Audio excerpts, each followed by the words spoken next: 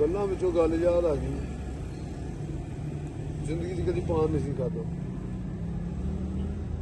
ਉਹ ਕੀ ਕਹਿੰਦੇ ਨਾ, ਜੈਸੀ ਬੈਠਕ ਵੈਸੀ ਸੋਬਤ। ਉਹ ਪਿਛਲੀ ਕੋਈ 3-4 ਮਹੀਨੇ ਪਹਿਲੇ ਇੱਕ ਬੁਰੀ ਸੋਬਤ 'ਚ ਬਹਿ ਗਏ। ਆ ਭਾਈ ਦੇ ਪ੍ਰਾਹੁਣੇ ਆਉਂਦੇ ਸੀ, ਉਹ ਪਾਨ ਪੂਨ ਖਾਣ ਲੱਗ ਪਏ ਸੀ, ਦੁਬਾਰਾ ਤੇ ਲੱਭਦੇ ਫਿਰਦੇ। ਹਾਂਜੀ, ਉਹ ਪਾਨ ਪੂਨ ਲੱਗ ਪਏ ਖਾਣ, ਉਹ ਸਾਰੇ ਹਟ ਗਏ, ਤੁਸੀਂ ਸ਼ੁਰੂ ਹੋ ਗਏ, ਅਸੀਂ ਖਾ ਰਹੇ ਹਾਂ। ਸਾਡੀ ਜਾਨ ਨਹੀਂ ਛੁੱਟੀ। ਮਤਲਬ ਗੱਲ ਤਾਂ ਇਹ ਆ ਕਿ ਜਦੋਂ ਵੀ ਕਿਤੇ ਨਵੀਂ ਯਾਰੀ ਸੱਜਣੀ ਤੁਸੀਂ ਪਾਓ ਨਾ, ਉਹਨਾਂ ਦੀਆਂ ਆਦਤਾਂ ਨੂੰ ਫੌਰਨ ਅਪਣਾਉਣ ਦੀ ਕੋਸ਼ਿਸ਼ ਨਾ ਕਰੋ। ਬੈਠੋ, ਉਹਨਾਂ ਦੀਆਂ ਗੱਲਾਂ ਸੁਣੋ, ਉਹਨਾਂ ਦੀ ਗੈਦਰਿੰਗ ਦੇਖੋ, ਕੋਈ ਮਹੀਨਾ ਖੰਡ ਦੇਖੋ, ਦੇਖਣ ਤੋਂ ਬਾਅਦ ਅਗਲੇ ਦੇ ਮਗਰ ਲੱਗੋ। ਸਾਡੇ ਕੋਲ ਬੇਵਕੂਫ ਨਹੀਂ ਬਣ ਜਾਣਾ ਕਿ ਉਹ ਪਾਨ ਖਾ ਰਹੇ ਤੇ ਤੁਸੀਂ ਵੀ ਖਾ ਰਹੇ। ਉਹਨਾਂ 'ਚ ਹੁਣ ਕੋਈ ਪਾਨ ਨਹੀਂ ਖਾਂਦਾ, ਤੁਸੀਂ ਖਾ ਰਹੇ, ਮੈਂ ਰੋਜ਼ਾਨਾ ਖਾਂਦਾ।